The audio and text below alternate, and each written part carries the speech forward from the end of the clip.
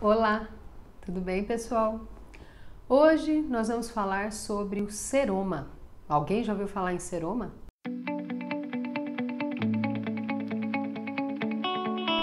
Para quem não me conhece, eu sou a doutora Patrícia Maciel, sou cirurgiã plástica em São Paulo e vou conversar sobre esse assunto que é um pouco mais técnico do que eu costumo tratar aqui, mas é um assunto muito importante para vocês entenderem qual é a repercussão desse seroma na vida de vocês, tá bom?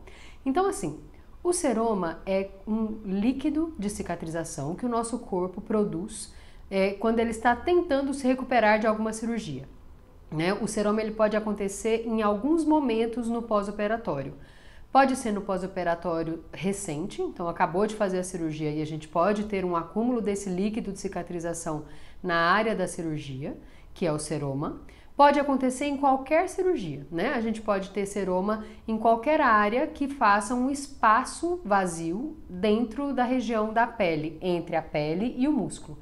Então a gente pode ter seroma em cirurgias de abdominoplastia, a gente pode ter seroma em cirurgias de prótese de mama, a gente pode ter seroma em cirurgias de retirada de prótese de mama, a gente pode ter seroma em vários procedimentos da cirurgia plástica, especialmente porque é uma cirurgia que trata da região entre a pele e o músculo. Quando o corpo tenta grudar essa pele de volta no músculo, ele pode produzir esse líquido, ele sempre vai produzir esse líquido de cicatrização. Mas quando existe um desequilíbrio entre a quantidade de líquido que o corpo produz e a quantidade de líquido que o corpo é capaz de reabsorver sozinho, esse líquido se acumula nesse espaço morto, que foi um espaço criado pela cirurgia, e aí nós temos um seroma, certo? Qual que é a implicação do seroma num pós-operatório?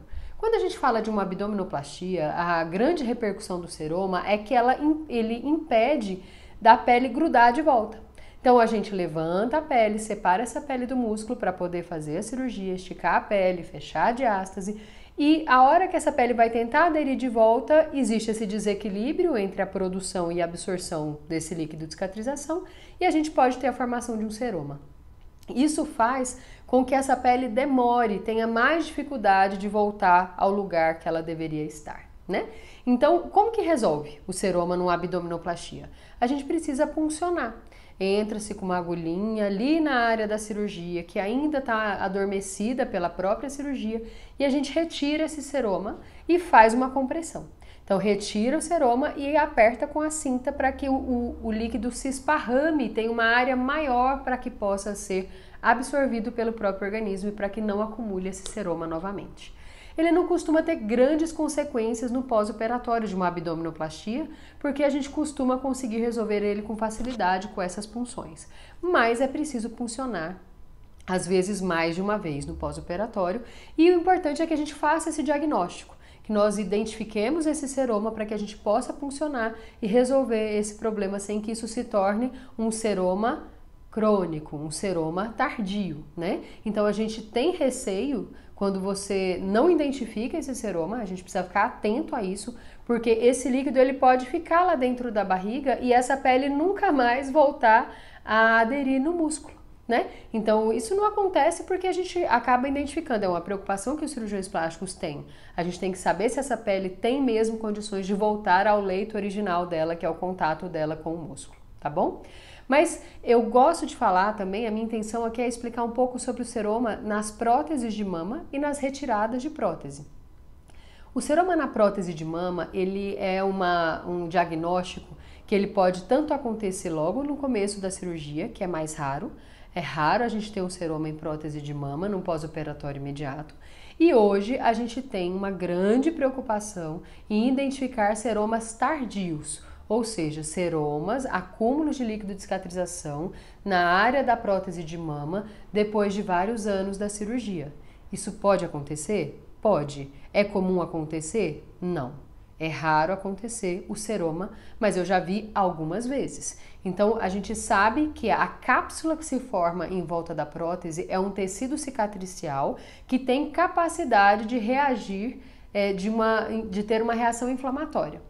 Então, se você pega alguma infecção viral, algum resfriado, alguma situação, até as próprias vacinas, a gente acredita que possa ter alguma relação com esse seroma, A cápsula vai identificar que você está tendo um estímulo de sistema imunológico e ela pode se sentir estimulada e produzir esse líquido, que é o seroma.